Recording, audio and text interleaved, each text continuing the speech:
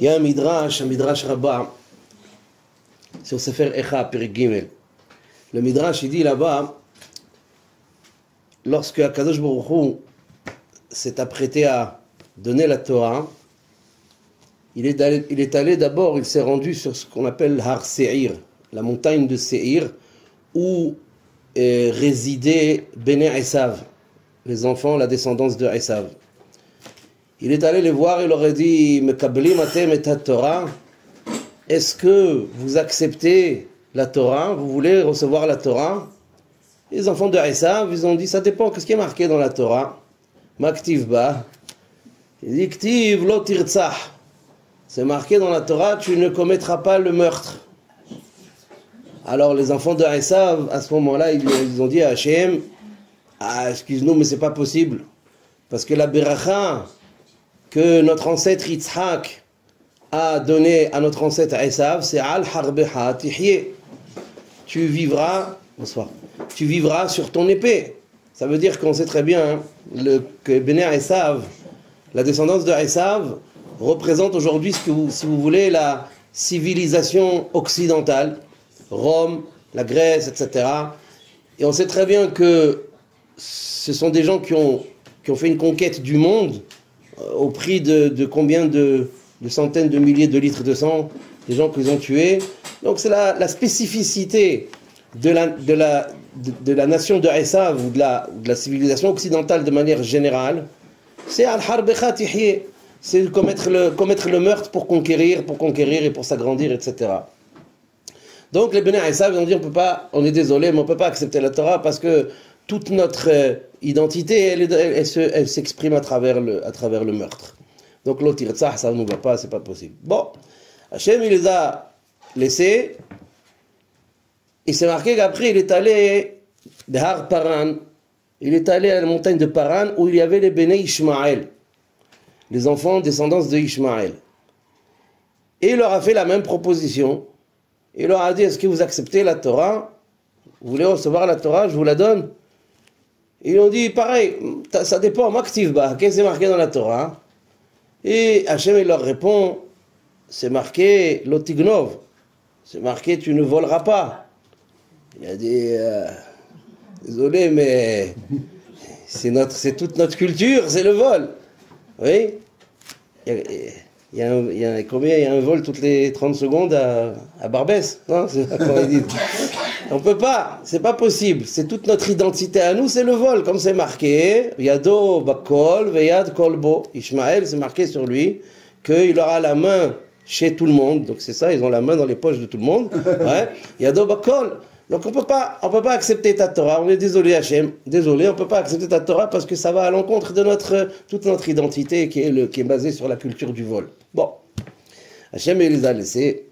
Il est allé chez Ammon et Moab. Ammon et Moab, ce sont deux nations de l'Antiquité qui sont les descendants de Lot, le neveu d'Abraham. Lot, le neveu d'Abraham, il a eu deux garçons et on va voir dans quelles circonstances Lot, le neveu d'Abraham, a eu deux garçons, dans quelles circonstances effroyables, abominables. On va en parler dans quelques instants. En tout cas, les descendants de Lot, c'est Ammon et Moab. Hachem, il est allé les trouver là avec la même proposition. Est-ce que vous voulez accepter la Torah?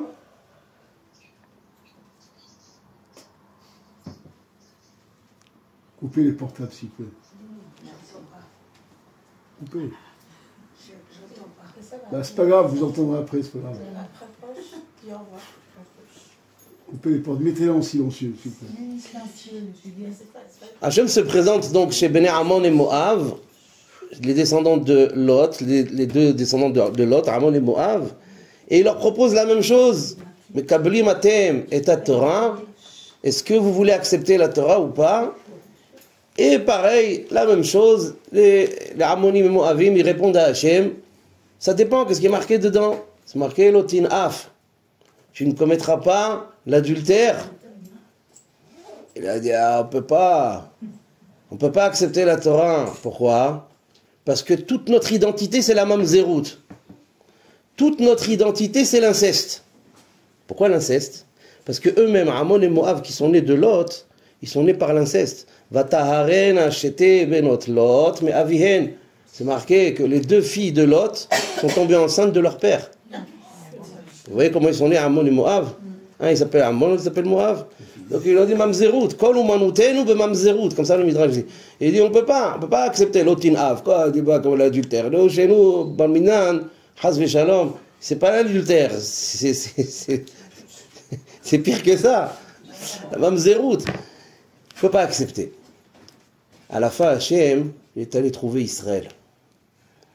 Il a trouvé l'arme Israël, il a dit Kablim atem et Torah, Amroulo, hen. Ils ont dit oui. Kol asher diber Hashem, naaseh venishma. Non seulement ils ont dit oui tout de suite, ils n'ont même pas cherché à comprendre ce qu'il y avait écrit dedans. Pas comme les autres, chaque fois ils disaient qu'est-ce qui est écrit, qu'est-ce qui est écrit, qu'est-ce qui est écrit. Ils n'ont pas dit qu'est-ce qui est écrit. Ils ont dit oui, tout de suite. Et en plus ils ont dit tout ce que dit Hashem, nous le mettrons en pratique et seulement ensuite nous essaierons de le comprendre. Naaseh venishma, la fameuse phrase que l'Am Israël il a dit lorsqu'il a accepté la Torah. Non, après. On dit Naaseh venishma, très bien. Il y a un autre, la Gemara, il y a un autre Midrash, Masechet Shabbat Daf Pechet Amud Aleph. La Gemara là-bas, hein, elle rapporte que lorsque les Bnei Israël ont donné cette réponse fulgurante, non seulement leur acceptation positive de la Torah, mais en plus Naaseh venishma, non seulement ils ont dit oui, mais en plus ils sont engagés à la mettre d'abord en pratique et seulement à la comprendre ensuite. C'est marqué Shishim ribo malachei hasharet yardu vekashru lahen lechol echad bebnei Israël shene ketarim echad keneged naaseh vechad keneged nishma. La Gemara elle dit qu'à ce moment-là il y a 600 000 malachim, 600 000 anges du service divin, 600 000 malachei hasharet qui sont descendus et qui ont été trouvés chaque Ben Israël. Combien il y avait de Ben Israël au pied de la montagne? 600 000 hors taxe. 600 000. Il y avait plus que ça, mais 600 000 hommes de 20 ans à 60 ans. On n'a pas compté les enfants, on n'a pas compté les femmes, on n'a pas compté les vieillards. Il y avait à peu près 3 millions de personnes là-bas. Bon, en tout cas, il y avait 600 000 hommes de 20 ans à 60 ans. Donc ils ont été trouvés les 600 000 Béné Israël. Et chaque malach a posé sur la tête de chaque Béné Israël 2 couronnes. Une couronne correspondante à Naaseh et une couronne correspondante à Nishma. Ça veut dire qu'en fait, Naaseh venishma, cette phrase, cet engagement, c'est pas un slogan seulement, mais c'est quelque chose de très profond. Ça veut dire que c'est une acceptation immédiate de la part des Bnei Israël de mettre en pratique tous les commandements de la Torah. Et seulement après, de tenter d'essayer de les comprendre. C'est une acceptation du Ol Malchut Shamaim, c'est une acceptation du joug de la royauté divine, de la royauté céleste, c'est une acceptation du Ol Mitzvot, du joug des Mitzvot, sans savoir de quoi il en retourne. Les Bnei Israël ne savaient absolument rien de ce qu'il y avait dans la Torah, rien. Oui, on sait que c'est comme si on vous propose un contrat de je ne sais pas combien de millions de dollars, et puis vous, sans lire le contrat, vous signez. Ouais, c'est comme les phrases qui sont en police 4 dans les polices d'assurance, comme ça, et c'est là où tout le monde se fait avoir, parce que personne ne va les lire. Et ben, Naaseh venishma, c'était police 4. Voilà. Police 4, oui, pas de problème. Mais tu sais même pas qu'est-ce qu'il y a. Ah, pas trop. Naaseh venishma. Non seulement on accepte, mais on mettra d'abord en pratique, et on essaiera de comprendre plus tard. La Gemara, toujours là-bas dans Masechet Shabbat, Daf Pechet, elle ramène un Maaseh. Elle ramène une histoire avec un Hacham qui s'appelait Rava, un Hacham de la Gemara. Il était en train d'étudier et il était tellement concentré profondément dans son limoud, dans son étude. Il était tellement concentré dans son étude qu'il ne se rendait pas compte qu'il était en train de se griffer les doigts dans sa concentration, tellement qu'il voulait comprendre ce qu'il était en train d'étudier. Et sans faire attention, sans s'en rendre compte, il est en train de se griffer les doigts, et à un moment donné, il commençait à se faire saigner. Mais il ne se rendait même pas compte, il n'était pas là. Sa tête, elle n'était pas là, sa tête était dans son étude, il était complètement détaché de son corps, on va dire, entre guillemets. Et voilà qui c'est qui passe à côté de lui? Un tzadouki. Tzadouki, c'était une secte dans l'Antiquité, à l'époque du deuxième Beth Amikdash surtout, particulièrement. C'était une secte, même des juifs, dans cette secte, il y avait principalement des juifs. C'est des juifs qui reniaient Torah Shebe'alpeh. Ils ne portaient foi qu'à Torah Shebichtav, qu'à la loi écrite, uniquement à ce qui est marqué dans le Sefer Torah, mais toute la partie orale que Moshe Rabbeinu a reçue oralement du Har Sinaï et qui a été ensuite retranscrite dans le Talmud, la Mishnah, la Gemara, etc., eux, ils y portaient absolument aucune considération, aucune foi là-dedans. C'est Tzadouki. Apikoros, on va dire un hérétique. Il passe un hérétique à côté de Rava qui était en train de se faire saigner sans le savoir, parce qu'il était en train d'étudier très profondément, et puis il commence à rigoler, il commence à se moquer de lui. Et il dit, vous êtes un peuple impulsif. Et vous avez prouvé votre impulsivité lors de Matan Torah. Lorsqu'Hachem est venu vous proposer la Torah, sans savoir même pas ce qu'il y avait écrit dedans, impulsif. C'est de la pulsion, ça. Je ne sais même pas ce qu'il y a écrit. Vous êtes un peuple impulsif et je vois que vous n'avez pas changé. Parce que je me rends compte, tu ne te rends même pas compte que tu es en train de te faire saigner à travers ton étude, tu ne te rends même pas compte de rien du tout. Eh bien, vous êtes un peuple impulsif et vous l'êtes toujours autant aujourd'hui. Voilà ce qu'il lui a dit. Alors les amis, c'est vrai que l'armée Israël est impulsif. Et c'est vrai que le fait d'avoir réagi lors de Matan Torah en disant Naaseh Venishma, c'est de l'impulsivité. C'est impulsif. Seulement, grâce à cette impulsivité, on a reçu la Torah. Nous. C'est nous qui l'a choisi. Finalement, c'est nous qu'on est devenu le peuple élu. C'est parce qu'on a été impulsif ce jour-là, à cet instant précis, on a le zrout de Kabbalat à Torah. On a le zrout, on est les mekablés à Torah. On est ceux qui ont reçu la Torah, nous, le Ham Israël, parce qu'on a été impulsif. Alors le problème, c'est que l'impulsivité, c'est pas toujours positif. On sait très bien. On sait très bien qu'être impulsif, c'est pas toujours bon. C'est même souvent mauvais. Mais là, grâce à l'impulsivité, on est devenu le Ham Nivhar. On est devenu le peuple élu, le peuple mekablé à Torah. Mieux que ça.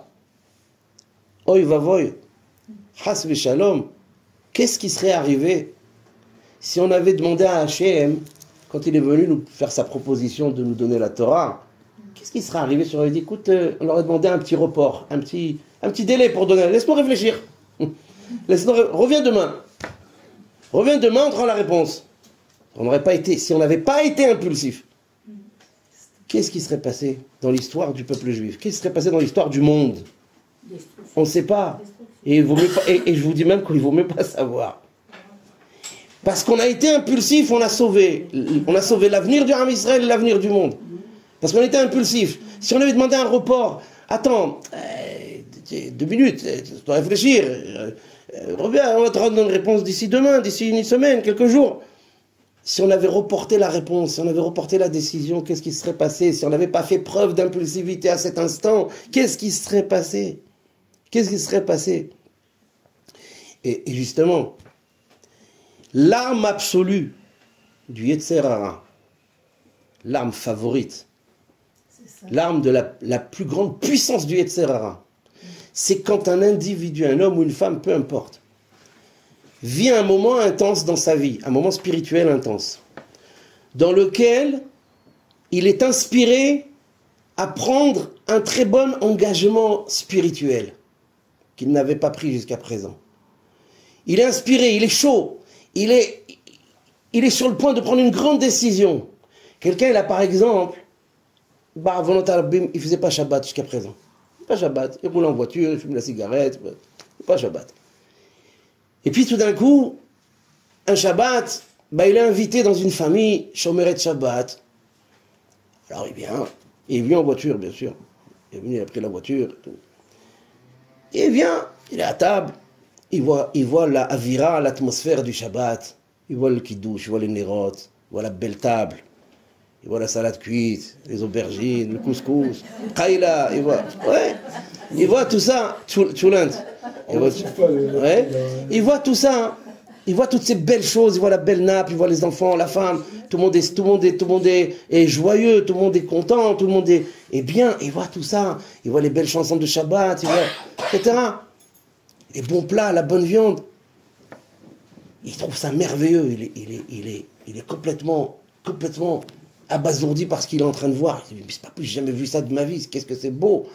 Il commence à être ému, Et là, à un moment donné, et bien sûr, le Baal Habayit, il lui parle de Divrei Torah, il lui parle de Torah, de la Parasha, d'Irat Shamayim, de la Emouna, Shabbat, etc. Il est complètement émerveillé par ce qu'il est en train de vivre. Et à ce moment-là, il y a quelque chose qui est en train de jaillir en lui.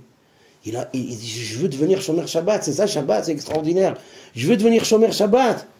Ça y est, j'arrête tout. Ça y est, Et vient le Mzrob du Yetzer Hara, le Mamzer. Il vient et il lui chuchote à l'oreille, il lui dit, bon, ça va. Doucement, ça va la noute. Il n'y a rien qui presse. Ça va, de toute façon, tu es venu en voiture. Ça va, tu seras Shomer Shabbat la semaine prochaine. Ça va. Regardez le Yetzer Hara, il est hacham. Le Yetzer Hara, il est hacham. Le Yetzer Hara, il vous dira jamais, mais non, ne fais pas Shabbat, pas du tout. Mais il est hacham, il est intelligent, il sait très bien que vous l'écouterez. Là, vous allez l'envoyer baladant en 30 secondes, même pas, en une fraction de seconde. Il ne va pas vous dire, laisse tomber la décision. Il va vouloir la reporter. C'est ça. Tu as pris une belle décision. C'est bien. Ça va, Shabbat prochain. Shabbat prochain, tu commences à être Shomer Shabbat, tu mets les compteurs à zéro, tranquille. Qu'est-ce qui va se passer si j'écoute le Yetzer Hara? Shabbat prochain, je refroidis, complètement refroidi, glacé, un glaçon. C'est fini, cette décision, ce moment intense que j'ai vécu, cet instant intense que j'ai vécu, il sera complètement estompé, aura complètement disparu. Là, ça c'est l'arme favorite du Yetzer Hara, c'est le report.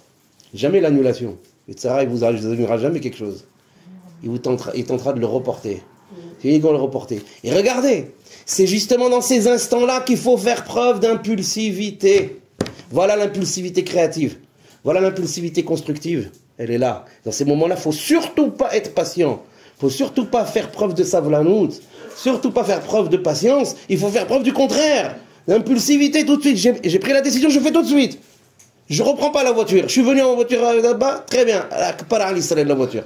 Je ne reprends pas la voiture. Je reste ici ou je rentre à pied chez moi, peu importe. J'ai décidé maintenant, ici et maintenant, de commencer à faire Shabbat. Je commence à faire Shabbat maintenant. Ça peut être, Shabbat c'est qu'un exemple. Ça peut être des tefilines, ça peut être Taharat HaMishpacha, les lois de pureté familiale, ça peut être les Nerot Shabbat, ça peut être la cacheroute, ça peut être se couvrir la tête, ça peut être plein de choses, des milliers d'exemples. L'instant où brûle en nous l'envie et la volonté de faire la chose, il faut la faire tout de suite. Jamais reporter, parce que si vous reportez le Yetzer Hara, il vous a bousillé, il a gagné. Si vous reportez, c'est lui qui a gagné. Si vous mettez en pratique immédiatement, il a perdu. Et ça, c'est l'exemple du Naaseh Venishma. Oui, Naaseh Venishma, c'est de l'impulsivité. Oui, les Bnei Israël ont été impulsifs lors du Har Sinaï, c'est ça qui a tout sauvé. C'est ça qui a tout sauvé. C'est-à-dire qu'il y a des moments où il faut justement faire preuve d'impulsivité, et certainement pas de patience, et certainement pas de calme et de réflexion. Il y a des moments où il ne faut pas réfléchir. La décision, elle est montée, il faut tout de suite la mettre en pratique. Quand il s'agit, bien sûr, dans le domaine spirituel, évidemment, tout ce que je suis en train de dire, c'est dans le domaine spirituel. Par contre, dans le domaine matériel, dans le domaine autre, là, effectivement, l'impulsivité, elle n'est pas bonne. Là, effectivement, il faut faire attention. Mais dans le domaine rouhani, dans le domaine spirituel, dans ce qui concerne Torah et Mitzvot, alors oui, quand il y a un réveil, quand il y a une motivation, une stimulation qu'on est en train de vivre, et de laquelle va jaillir une décision, il faut la laisser jaillir, il faut la mettre en pratique immédiatement, surtout pas la reporter, surtout pas demain, surtout pas la semaine prochaine, surtout pas l'année prochaine, jamais de la vie, parce que ça, c'est justement Atzat HaYetzer. Il y avait Mashal Lema Davar Domé. À quoi on peut comparer la chose? Dans une ville d'Europe, il y avait dans une certaine région, un brigand, un gangster, un dangereux gangster, avec une bande de brigands, qui faisait régner sa terreur dans toute la région, et parmi tous les habitants de la ville et de la région. Il leur posait des embuscades dans les chemins, dans les routes, dans les forêts, et il leur volait leur argent, et il en a même massacré pas mal d'innocents pour prendre leur argent, et ça devenait quelque chose d'insupportable, au point où c'était la capture de ce gangster-là était devenue priorité absolue pour les autorités locales, au point où même le roi en personne a ordonné qu'on mette sur pied une unité spéciale de combattants pour attraper ce gangster et sa bande, parce qu'il voulait ramener le calme et la paix dans la région, qu'on ne pouvait plus supporter, qu'on ne pouvait plus continuer comme ça, avec ces victimes de vol et ces victimes de meurtre, etc. Effectivement, après une très longue traque, très longue, et après lui avoir posé plusieurs embuscades, plusieurs opérations pour l'attraper, effectivement, on a réussi à l'attraper. On a réussi à l'attraper, lui et toute sa bande, et on les a bien sûr tous mis sous les verrous, les a jetés en prison, en attendant le procès. Arrive le procès, les juges sont assis, ils écoutent tous les chefs d'accusation horribles à l'encontre de l'accusé, et bien sûr, après délibération, la sentence unanime est la condamnation à mort par pendaison sur la place publique. Arrive la date de l'exécution. Alors, sur la place publique, on a dressé d'abord une belle estrade où il y a le roi et les membres du gouvernement qui vont être assis, qui sont assis. Et au bout de l'estrade, en hauteur, on a dressé la potence où va être exécuté le condamné. Et on amène le condamné enchaîné, avec les pieds et les mains enchaînés. On le mène jusqu'à la potence et la population commence à se rassembler autour de la place en criant vengeance, en criant tout ce qu'il nous a fait pendant des années, à mort, etc. Il est bien le film? Ouais. Et à ce moment-là, le bourreau s'approche du condamné avant de l'exécuter. Il lui lit à haute voix la sentence qui a été prononcée contre lui. Et après cela, il lui dit, voilà, d'après la loi du pays, avant d'être exécuté, tu as droit de formuler 3 demandes. Première demande, tu as droit de choisir ce que tu veux manger avant d'être exécuté. Deuxième demande, tu as droit de choisir ce que tu veux boire avant d'être exécuté. Et troisième demande, tu as le droit de choisir l'endroit où tu seras enterré après ton exécution. Donc première demande, Vakasha, dis-nous qu'est-ce que tu veux manger. S'il y a quelque chose que tu as envie de manger, c'est maintenant. Lui réfléchit, il a dit, je veux manger de la pastèque. Le bourreau lui dit, de la pastèque? On est en plein hiver. Quelle pastèque? Oui, la pastèque c'est en été. Comment tu veux que je t'amène de la pastèque maintenant? Il n'y en a pas? Ça existait déjà, la pastèque? Depuis Adam Arishon, depuis 5783 ans, ça existe. Alors, en Égypte, ils mangeaient la pastèque. Le monde, il a 5783 ans, la pastèque aussi. Et à ce moment-là, alors il lui dit, moi je vais manger la pastèque, moi, qu'est-ce que je veux? Je dis, mais comment tu veux? Ils sont tous un peu troublés. Ils sont tous troublés. Ils ont un problème, c'est que d'un côté c'est la loi, on doit accéder à la demande du condamné, et d'un autre côté il nous demande quelque chose d'impossible. On a tout de suite convoqué le conseiller juridique du gouvernement. On l'a fait appeler tout de suite, vas-y, il faut que tu regardes la loi, là, qu'est-ce qu'on doit faire? Il réfléchit, il consulte quelques livres de loi, et puis il dit au bourreau, non, mais il n'y a rien à faire, hein. C'est la loi, on ne peut pas l'exécuter tant qu'on n'a pas accédé à sa demande. On ne peut pas. Ah, il dit, bon, maintenant il n'y a pas de pastèque. Il a dit, bon, c'est pas grave, j'ai de la savolanoute, j'ai de la patience, c'est pas grave, on va attendre l'été prochain. Le condamné leur dit, on va attendre l'été prochain. Pas le choix. Les geôliers, ils le ramènent en prison, on défait tout l'estrade et la potence, etc. On attend l'été prochain. L'été prochain, hein, l'été suivant, on redresse la potence, on dresse l'estrade, on convie le roi, les membres du gouvernement, la population se rassemble autour, On amène le condamné, enchaîné, etc. Le bourreau, il vient vers lui, il amène un plateau avec des tranches de pastèque bien ordonnées. Voilà la première demande. Hak, akhoya al-aziz, bechavod, atfaddal. Il prend la pastèque, il mange, il kiffe, il est extraordinaire, il est content et tout. Magnifique. Alors le bourreau lui dit, bon, yallah, maintenant, demande numéro 2. Qu'est-ce que tu veux boire? Il dit, j'ai envie de boire de la neige fondue dans un verre. Il dit, quoi? Il devient fou. Il dit, mais on est en été. À peine on a commencé l'été. Maintenant on est au début de l'été. D'où je vais trouver de la neige? Il n'y a pas de la neige en hiver. Il dit, pas grave, je suis patient. Ah, attends l'hiver prochain, quand la neige va venir. Et là, ils deviennent fous.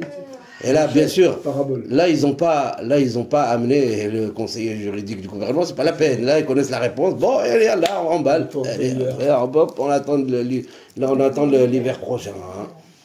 L'hiver prochain, l'hiver suivant, on remet tout en place. L'estrade, la potence, le roi, les ministres, le condamné enchaîné, le bourreau, etc. Et le bourreau, il lui amène un verre comme ça, un grand verre, avec de la neige comme ça, en train de fondre. Il lui dit, voilà la neige. La neige, tiens la neige. Il prend la neige, il est content, il secoue comme ça. Il boit. Ah, merci. Il dit, bon, maintenant, demande numéro 3, où tu vas être enterré après ton exécution. Il dit, alors là, cette fois-ci, ma demande, elle est très simple. Ah bon? Moi, il m'a demandé quelque chose de simple. Il me dit, c'est très simple. Après l'exécution, je veux être enterré juste à côté de notre cher et bien-aimé roi, Sa Majesté qui est ici. Il le montre du doigt comme ça, il montre le roi comme ça. Et tout le monde s'écrie, mais le roi, il n'est pas mort, il est vivant, et puis il va se passer encore de nombreuses années avant qu'il meure. Il dit, mais c'est pas grave, j'ai de la patience. J'ai de la patience. Vous avez compris qu'à la fin, ce bonhomme, il n'a pas été exécuté.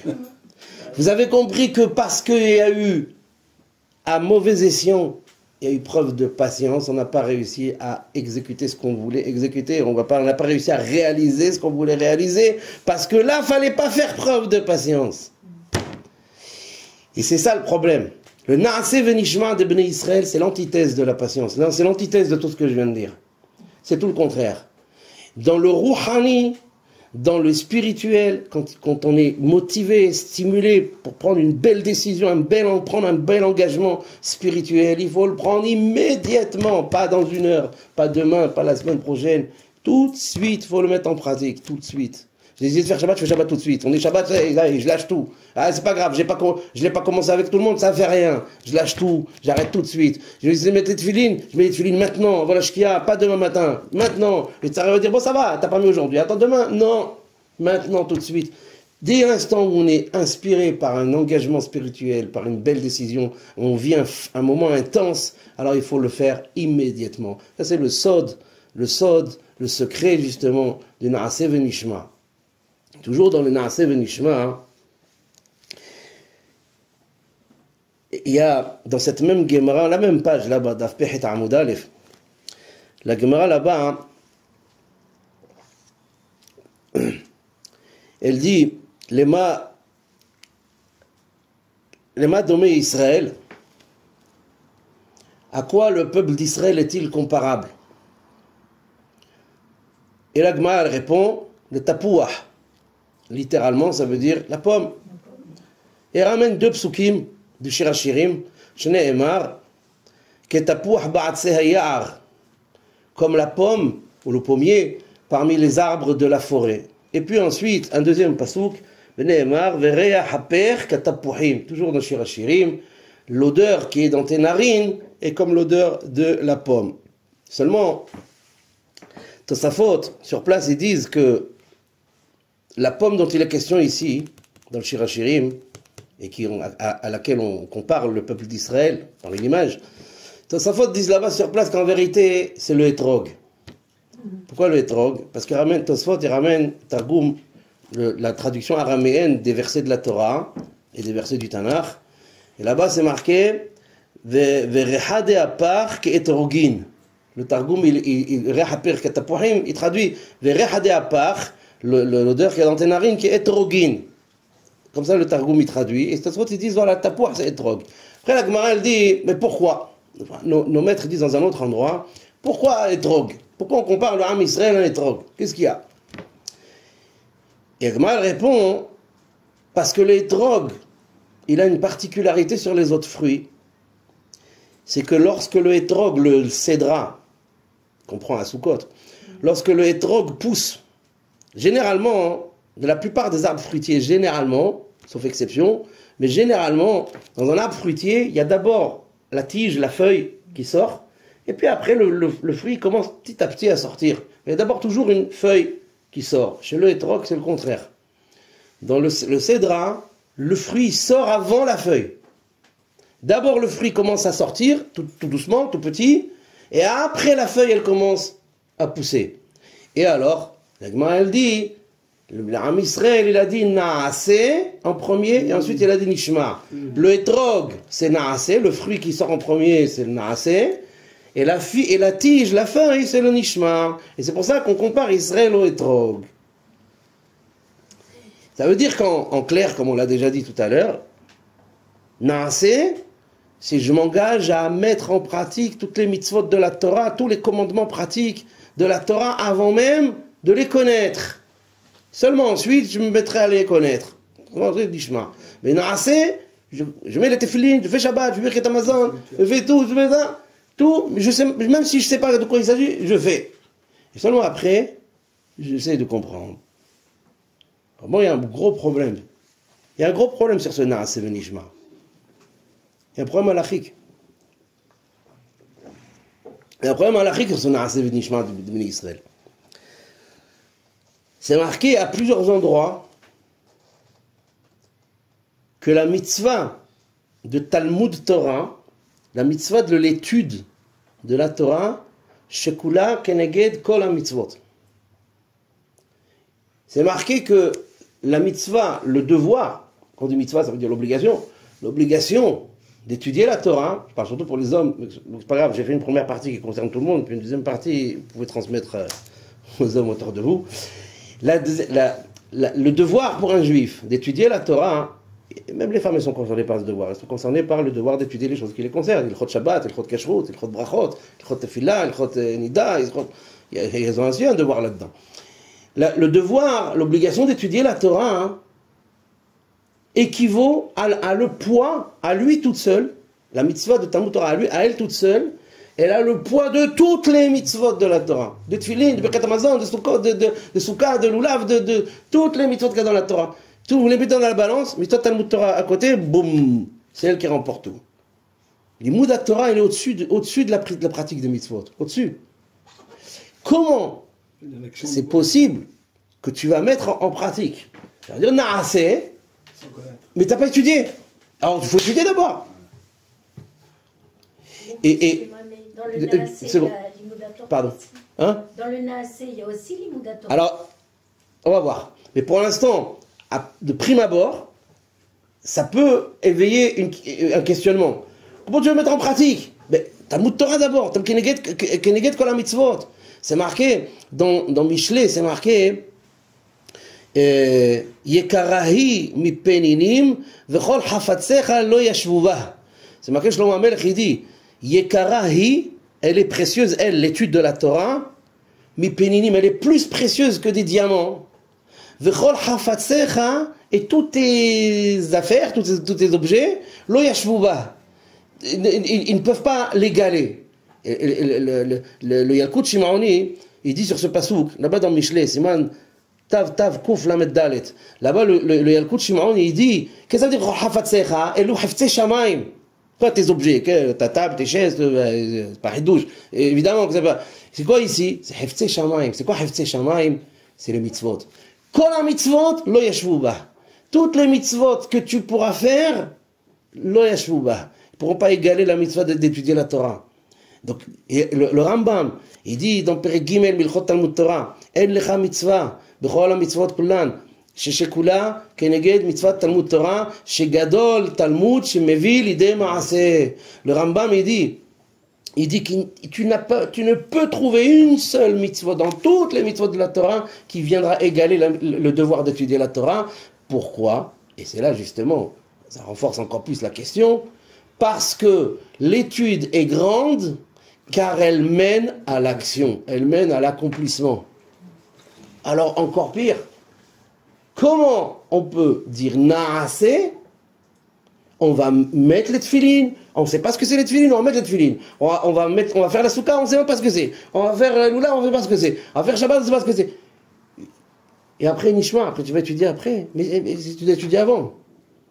Comment c'est possible? Comment les Bnei Israël ils ont pu dire naaseh venishma? Alors, c'est vrai, en partie ce que vous avez dit. En vérité, et c'est là, et c'est un grand hidouche. C'est un très très grand hidouche. Pourquoi? Maran, Arav Ovadia Yosef Zecher Tzaddik Kadosh Livracha répond à cette question. Il dit en réalité, il dit que dans le naaseh, il dit un peu ce que vous avez dit d'ailleurs. Dans le naaseh, dans l'engagement à mettre en pratique, évidemment que c'est pas un engagement idiot, comme ça, tiens, donne-moi les tefilines. C'est sûr qu'il ne s'agit pas de ça. C'est sûr qu'il s'agit de la part des Bnei Israël d'un désir, d'une volonté d'abord d'apprendre quoi? Les halachot de tefilin, les halachot de Shabbat, les halachot de Birkat Hamazon, les halachot de Souka, les halachot de Lulav, la halacha. Limoud halacha. Dans le naaseh, bevadaï qu'il y a la partie limoud halacha, c'est évident. Parce que c'est le mode d'emploi. Quelqu'un ne peut pas, et c'est impossible, et alors je répète et je pèse mes mots, il est impossible d'accomplir, même au quotidien, toutes les mitzvot que vous voulez, n'importe laquelle, Tfilin, Birkat Hamazon, Shabbat, Kashrut, Tarat HaMishpacha, n'importe, tout ce que vous voulez. Il est impossible de les mettre en pratique de manière minutieuse, scrupuleuse et surtout de manière juste, sans au préalable apprendre les halachot qui s'y rattachent. Quelqu'un ne peut pas faire Birkat Hamazon selon la halacha s'il n'a pas étudié d'abord les halachot de Birkat Hamazon, ou si du moins il ne les étudie pas, au moins au présent. Quelqu'un, le Mishnah Brura, dans la Gdama de Helek Gimel, le Hafetz Chaim Alav Shalom, le Helek Gimel de Mishnah Brura, c'est le Helek de Ilchot Shabbat. Dans la Gdama, dans l'introduction du Helek Gimel, vous pouvez le voir là-bas, vers la fin de l'introduction, le Hafetz Chaim Alav Shalom, il écrit, il dit, Umesupak Ani, il dit, j'ai un grand doute. Si une personne n'a pas étudié au moins 3 fois l'intégralité des Ilchot Shabbat correctement et minutieusement, j'ai un doute s'il est Shomer Shabbat. Ça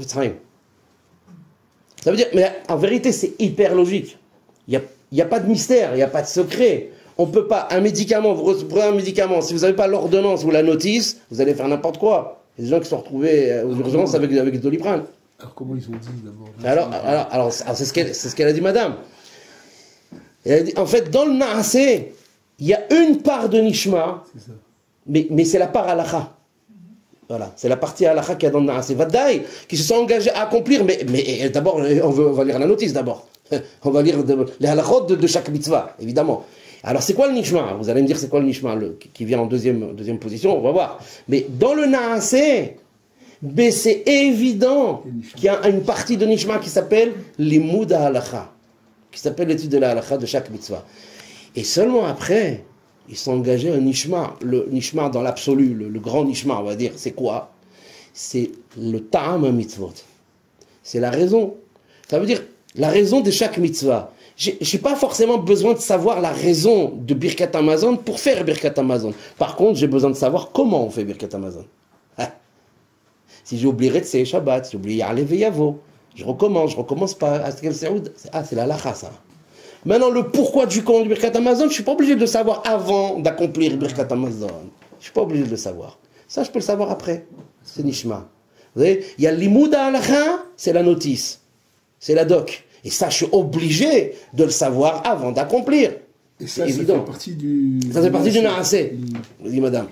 Ça fait partie du naaseh. Après, c'est quoi le nishma? Ah, Nishma, c'est tu prends ton temps et tu essaies de comprendre l'explication de ça, de ceci, de cela. On n'est plus dans la halakha, on n'est plus dans la pratique. Dans l'explication, tu peux développer, vas-y, tu peux, fais-toi un verre de thé avec nana, tu t'assois, tu comprends. Il n'y a pas de problème.